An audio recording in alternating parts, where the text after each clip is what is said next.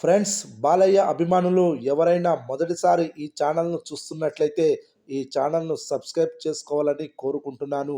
ఎందుకంటే, బాలయ్య సినిమాల గురించి ఏ చిన్న అప్డేట్ వచ్చినా ఈ ఛానల్‌లో అప్డేట్ చేస్తాను. మీకు డైరెక్ట్‌గా నోటిఫికేషన్ రూపంలో రావడం జరుగుతుంది.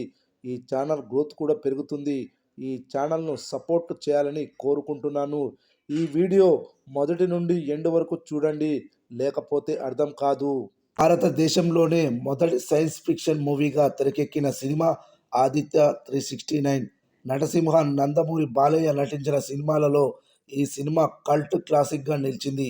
అందుకే బాలకృష్ణ 100కు పైగా చిత్రాలు చేసిన ఈ సినిమా సీక్వెల్ తీసేందుకు చాలా ఇంట్రెస్ట్ చూపిస్తున్నారు. ఇది కూడా బాలయ్యనే తన స్వీయ దర్శకత్వంలో ఈ సినిమాను తెరకెక్కించాలని ఆశపడుతున్నారు. అలాంటి కల్ట్ క్లాసిక్ మూవీ మళ్ళీ ప్రేక్షకుల ముందుకు రానుంది. ప్రస్తుత తరం ఖచ్చితంగా చూడాల్సిన సినిమా ఇది.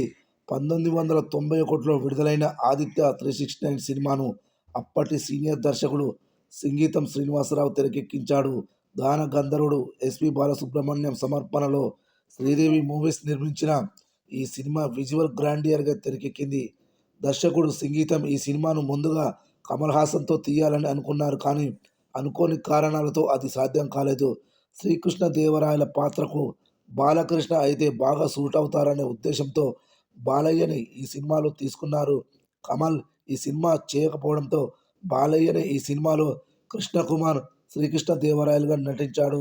ఈ సినిమాలో బాలయ్య సరసన కొత్త భామ మోహిని హీరోయిన్గా నటించగా, బాలీవుడ్ విలన్ అమరీష్ పురి విలన్గా నటించాడు.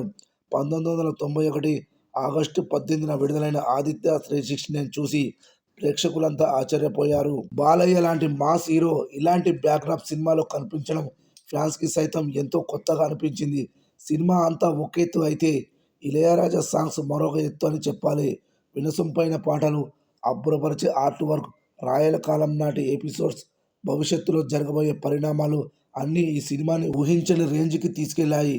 ప్రస్తుతం జనరేషన్ కోసం ఈ సినిమాను మళ్ళీ 4Kలో రిలీజ్ చేస్తున్నారు. ఈ కల్ట్ క్లాసిక్ మూవీని మేకర్స్ 2025 ఏప్రిల్ 11న గ్రాండ్గా రిలీజ్ చేస్తున్నట్టు అదిరిపోయే పోస్టర్ను రిలీజ్ చేశారు. బాలయ్య వరుస విజయాలతో దూసుకుపోతుండడం, ఈ సినిమా ప్రస్తుత జనరేషన్కి కనెక్ట్ అయ్యేలా ఉండడంతో బాక్సాఫీస్ వద్ద భారీగా టికెట్లు తెగే అవకాశం ఉంది. కలెక్షన్స్ కూడా భారీగా వసూలు చేయనుందని తెలుస్తుంది. చూడాలి మరి. నందమూరి అభిమానులు ఈ సినిమాని రీ రిలీజ్ కలెక్షన్లలో నెంబర్ 1 పొజిషన్కి తీసుకెళ్తారేమో.